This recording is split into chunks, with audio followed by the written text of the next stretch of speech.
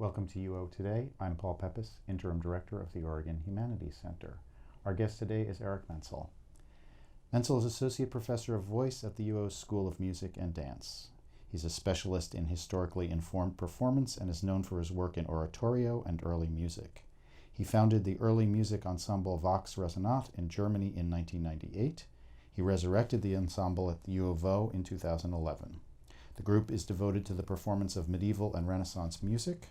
Vox Resonat will perform the Missa ad Majorum Dei Gloriam by Andre Compra after a pre-concert talk by Jean-Paul Montagnier on February 28th, 2014. Thanks so much for coming on the show, Eric. It's a pleasure to be here. How is early music defined? Well, it's kind of a general term, usually considered to be music from about 1750 backwards. I think, though, early music is also kind of a state of mind or an approach to performance. So a lot of people who were leading lights in the historical performance practice movement doing Baroque music, Bach and Handel, for example, orchestral conductors, then took an interest in looking at the historical performance ramifications of later repertoire. So you have, recordings of Berlioz, 19th century composer, on original instruments, and even as far as Elgar, early 20th century English composer, with original instruments. And it's interesting how much instruments have changed even since Elgar's time. So when you're talking about a choral group who are doing early music, the instruments are their voices. Right. So what's distinctive in early vocal music? Well, I think there are a number of things. One would be the performing forces that you use. The typical vocal ensemble that performed most of the masterworks of the Renaissance, for example, which is primarily sacred music, or if we're talking about sacred music, would have been a very small vocal ensemble of highly trained solo singers. And that music, to the extent that it's performed today, has largely been taken over by choirs of amateurs or semi-professional singers, larger numbers, which create a very different kind of sound than a small group of trained soloists. When I say small, I mean if you're doing 8-part music, 8 singers, for example. Maybe 4-part music, maybe you might double, so you might have 8 singers for 4 parts. So it's a soloistic approach to the kind of vocal sound that you make, and it's a performing force which is more similar to the kind of forces that would have been used in that music at the time. When you perform, do you use amplification? Is that No, we don't. We try to allow the acoustic of the place in which we perform to be our amplification. And that is also, I would say, an authentic approach, where the music is, the acoustic in which you sing is integral to the effect of the music.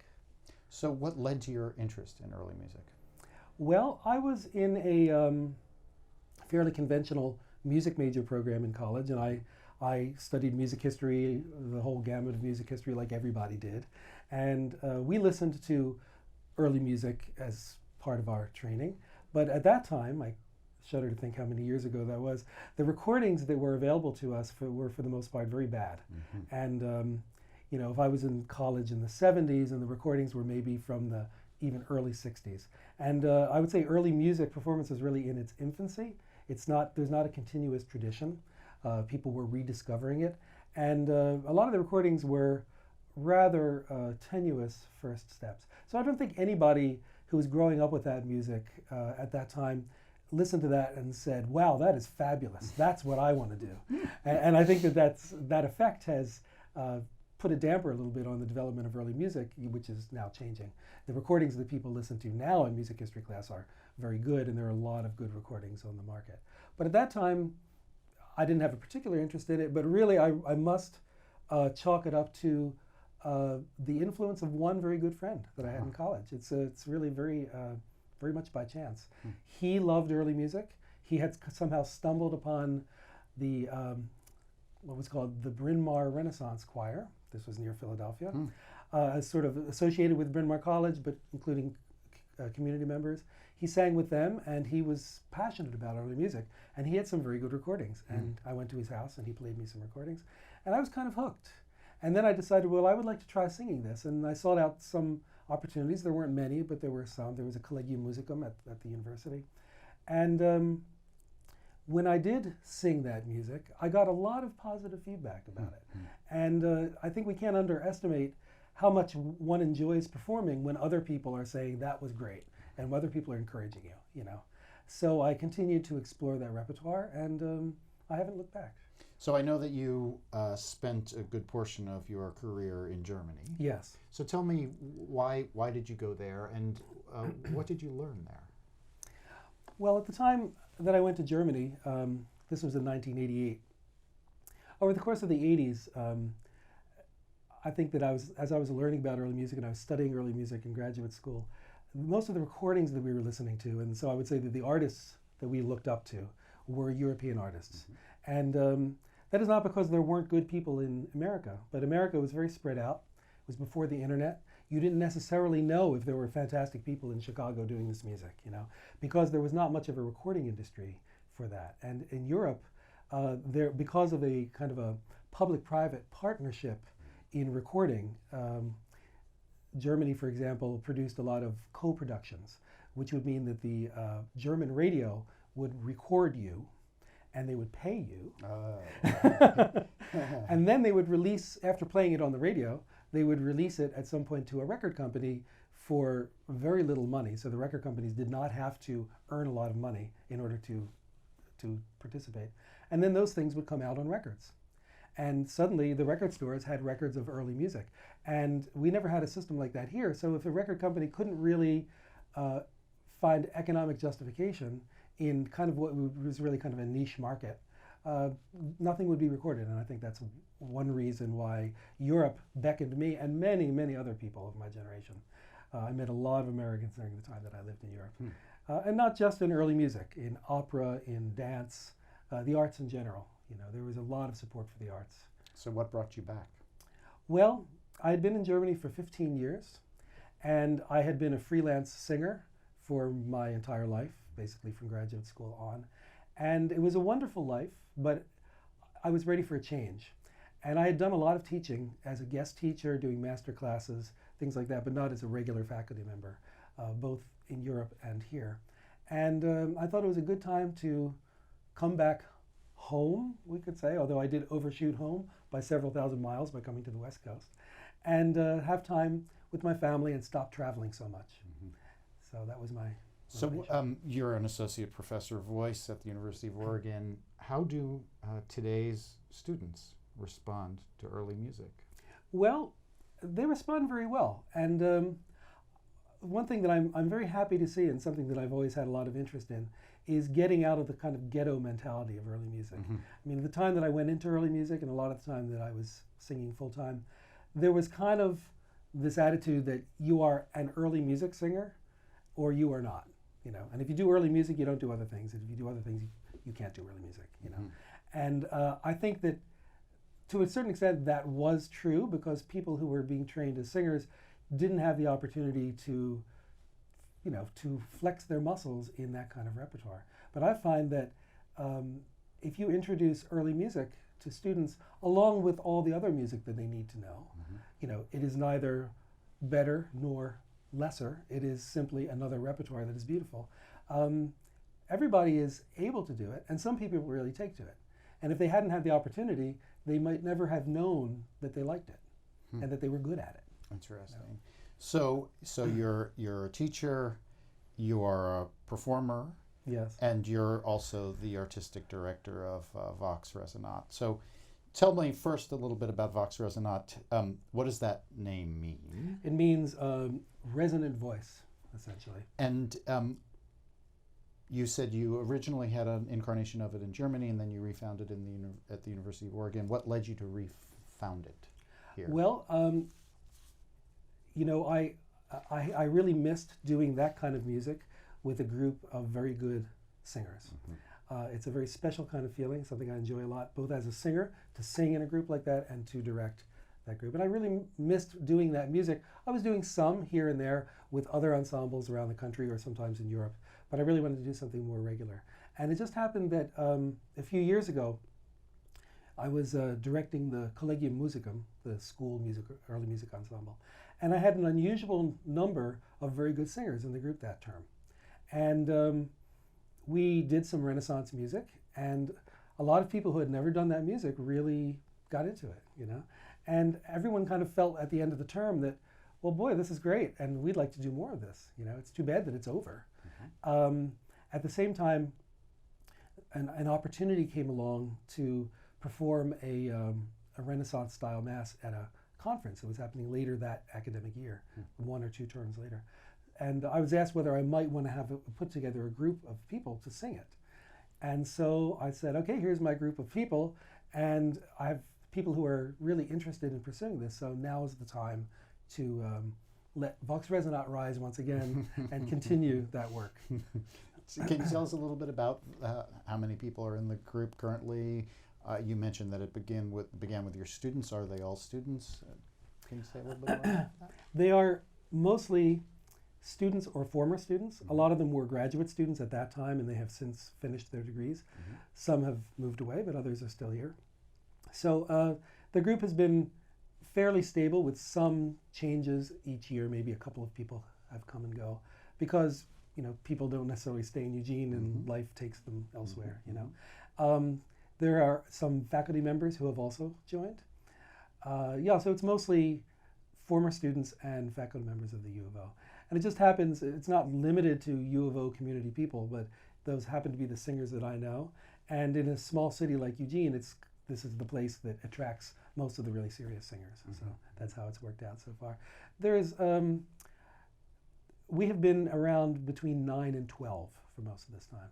Most of our concerts have been 9, 10, 12. For the upcoming, for the Mass by Compra that we're going to be doing, that will be 8 singers. We have another concert a couple of weeks after that, and that will be 10 singers.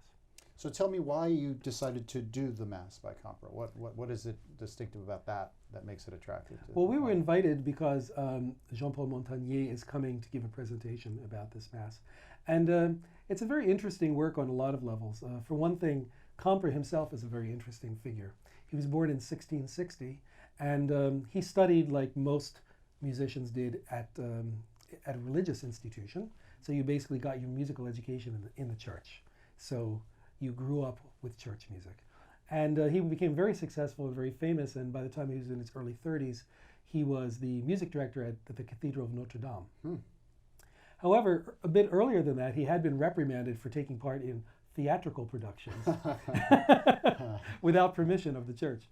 So he was at Notre Dame for 7 or 8 years, and then he left to pursue a full-time career as a composer of opera, or more specifically, what is called opera ballet. It's a genre of French Baroque opera that French Baroque opera before that had mostly been sort of mythological stories, very high-minded, moralistic tales or grand tragedies. You know, the opera ballet dealt with more salt-of-the-earth kind of topics and included a lot of dancing.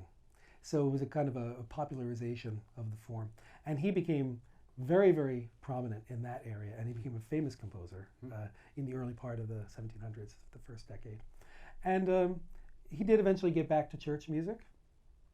And so he's an interesting figure the way he was extremely successful as both a church composer and as a composer of secular entertainments. The Mass itself was very, very popular in its time. It was printed in 1699, and then it was reprinted again in 1700 because they ran out.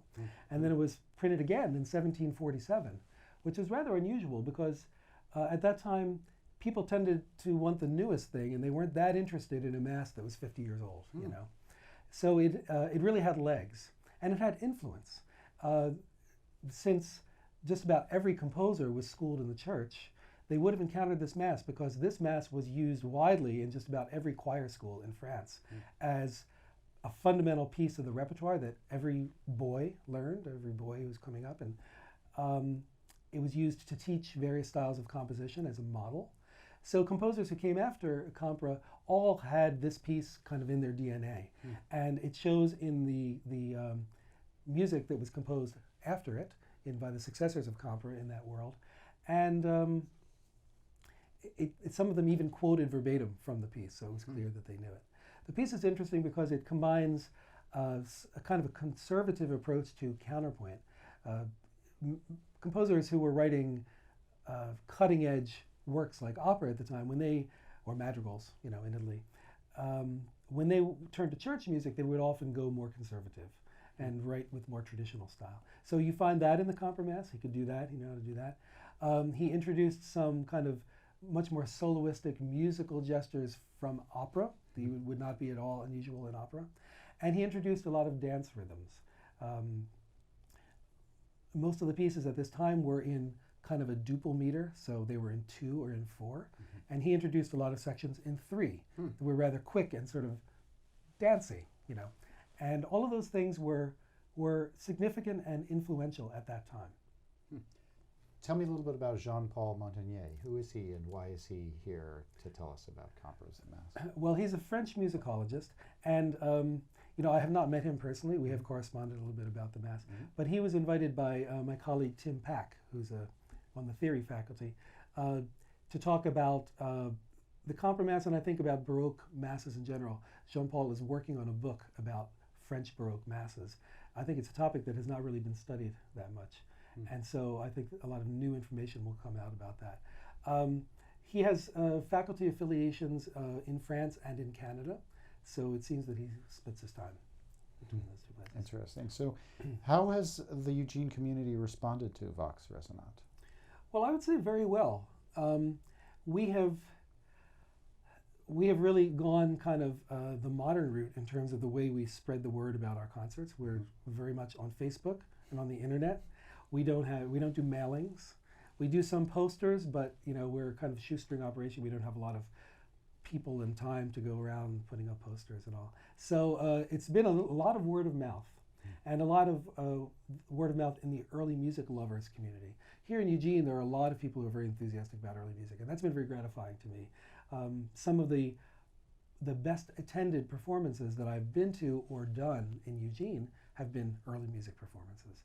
And there's an early music mailing list, an email list that people sign up for, and anything that happens in the early music world goes onto this list, and people really come out for it. So I've been very, very gratified at the response to Vox Resonat. And where does the group perform? We perform mostly at Central Lutheran Church. That church has been very welcoming to us, and it's a place that loves good music and is very supportive of people who are trying to go out and do good music. It also has a wonderful acoustic. I think it's probably the best acoustic for the music that we do in Eugene. So we try to do as many concerts there as we can. We will be performing at First United Methodist Church, however, on March 8th. And that is an invitation from the church because they do, from time to time, special Vesper services. And that is the first Sunday of Lent. So there's a lot of wonderful, penitential, heart-rending, self-flagellating at times music for Lent. And this is a great opportunity for us to incorporate the music that we do, which would have been heard in the context of a church service, not in a concert originally. We're able to put that back into its original context in a church service. So we'll be the visiting vocal ensemble for that service, and then afterwards we will be doing a short concert of our own. Interesting. And with the date of that performance? That is, I believe, March 8th. It's a Sunday at First United Methodist. Great. So tell us a little bit about whether your experience in the classroom has impacted your relationship to this music, your performance, your direction of the group.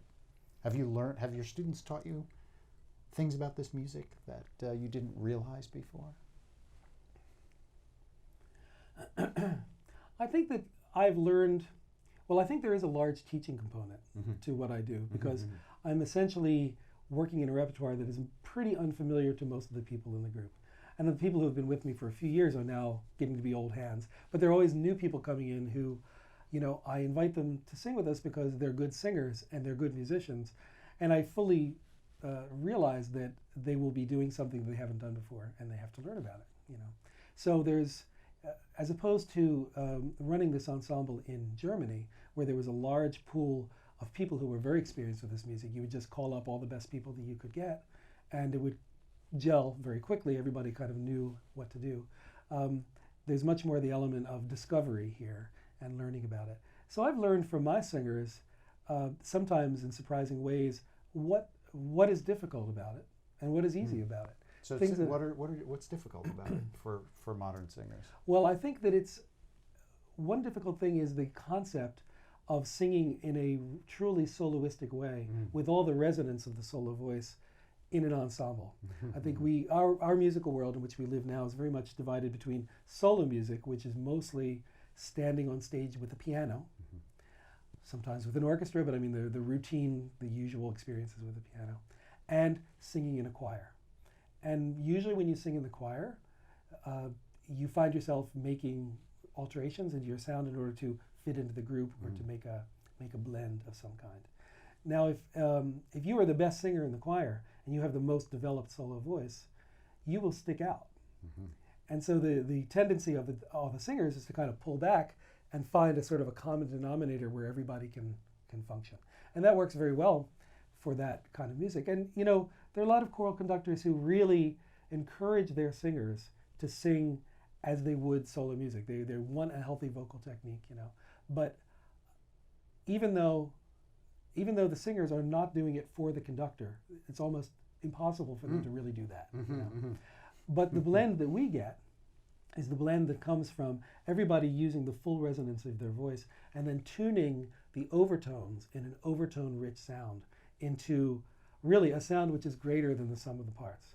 And if you hear an ensemble like this singing kind of full bore, you know, 8 people will make a lot of sound. And it's not only because they have relatively ringing voices. They're not huge voices, but they're ringing voices. But when all the kind of the overtones lock in, you get this kind of ringing sound, which is, for me, essential to really getting what's interesting and beautiful about this music. And if you hear this music done without that, it doesn't make nearly the impression. So I think that for singers who have the traditional training, as we all did, they have to kind of find their way to this approach to singing. And when they do, then it's sort of, sometimes it's a real light bulb moment, which is very exciting in rehearsal. So how do you, they've all been trained this way and they've all worked with directors and professors who have a certain persona or a certain quality. How do you communicate to them that it's okay for them to do this other thing, that they don't need to perform for you in this other way? Do you have any tricks about that? You just explain it to them, or do you? Let me ask it this way: do you perform with the group? Occasionally. Occasionally. Yeah. So when you're preparing, do you show them? Yes, I do. And even if I'm not singing in that piece that we're working on, or even on that concert program, I often model. You know, I'll sing. And I think that this is something that's been really helpful to me. And I must say that I've sung in a lot of ensembles where the director was not really a singer, or certainly not a voice teacher. So they were not as able to demonstrate what exactly they're looking for, you know. But I have the blessing of being able to sing it the way I want them to sing it, and also to talk about, in terms of vocal technique, how to do it. I know enough about singing because I'm a voice teacher that I can go into as much detail as to say, you know, you need to raise your soft palate here. You need to change the color of that vowel by lowering the tongue a little bit and increasing the support. All those kind of things that you would say in a voice lesson. And it's rare that an ensemble director is really in the position to work on that kind of detail. You know? And a certain number of the students or the singers in the group have been voice students of me in the past, or even are presently now. So we have kind of an ongoing conversation about singing, which has started perhaps in voice lessons and has gone on into Vox Resonat. So you have been an international vocal performer yourself. You still perform. How has that experience informed your role as artistic director? I mean, you've begun to say something about that just now. You want to say anything more about that? Well, I think it has. I think it has certainly affected my expectations, or at least my aspirations. That Vox Resonat should not be ultimately a group that has to rehearse for a very long period of time, but that a group where things can gel quickly together. In the professional world in which I was spending most of my time, it would not be unusual to arrive 2 days before the concert and be handed a sheaf of music you never saw before with a bunch of singers you never sang with before, and the day after tomorrow is the concert. And that's kind of what is expected of a professional singer in this world. So of course, when I go into rehearsal, I want it to come together very quickly. And I think that's having that expectation is a great thing for the singers, because they rise to it. We don't really work like that because our lives are different here. In that world, you go somewhere and you stay in a hotel and you rehearse 6 hours a day, and that's all you do. Here we have a life, we have studies, we have other things to do. So we do rehearse, kind of regularly 2 nights a week. But there is kind of still the sense that, come on, let's get way past the notes and everything and really work on the sound. And how often do you perform solo yourself aside from the group these days? Well, it varies. I have a couple of things that I've been doing lately. One is that I have a project with a lutenist. So I sing solo songs for lute and voice. And we were first engaged a couple of years ago to sing at a festival and teach at a festival in Mexico. So we did a series of recitals in Mexico 2 summers ago, 3 summers ago, and 2 summers ago. And we're working on recording. We've just been recording last spring and last fall, and we're editing it now, of 17th century English songs. So I have a few recitals in that constellation a year. I have my concerts with Vox Resonat, and we're always looking for more opportunities to perform also outside of Eugene. I sing every now and then with the Boston Camerata, and I don't know if maybe you interviewed Ann Azema when she was here. But I think she was interviewed, but yes, it wasn't me. She's the director of that group, and we have a very nice working relationship. So I joined that ensemble for some concerts. We did a series of concerts in France year before last, spring before last. So I kind of get around. When I first came here, I still had a lot of contacts with the people that I worked with in Europe. So when they came over on tour to the United States, I would sing with them and tour with them. But as time goes on, they're working up new programs with singers who were there and not here. So that's kind of fallen off a bit, as one would expect, really. So Eric, we're just at the end of our time. I want to thank you so much for taking the time to speak with us today. Well, it's really a pleasure talking to you.